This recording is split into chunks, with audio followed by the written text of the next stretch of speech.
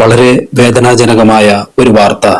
ബുള്ളറ്റും സ്കൂട്ടറും കൂട്ടിയിടിച്ചുണ്ടായ അപകടത്തിൽ 10ാം ക്ലാസ് വിദ്യാർത്ഥിനി വിട പറഞ്ഞിരിക്കുന്നു. തിരുവനന്തപുരം ആര്യനാട് കണ്ണങ്കര മൊഴിക്ക് സമീപം ഇന്ന് ഉച്ചയ്ക്ക് 12 മണിയോടെയായിരുന്നു ഈ അപകടമുണ്ടായത്. ക്ലാസ് കഴിഞ്ഞ് ആൻസി പിതാവിനോടൊപ്പം സ്കൂട്ടറിലായിരുന്നു വീട്ടിലേക്ക് പോയത്. വെള്ളനാട് ഭാഗത്തു നിന്നും എതിരെ വന്ന ബുള്ളറ്റുമായി സ്കൂട്ടർ കൂട്ടിയിടിക്കുകയായിരുന്നു. സംഭവ സ്ഥലത്ത് വെച്ച് തന്നെ ആൻസി യാത്രയായി. പിതാവ് ബിനീഷ് ഗുരുതര പരിക്കുകളോടെ സ്വകാര്യ ആസ്പത്രിയിൽ ചികിത്സയിലാണ്. ആര്യനാട് ചെറുകുളം മധു ഭവനിലാണ് അവിചാരിതമായി ഈ ദുരന്തം വന്നെത്തിയത്.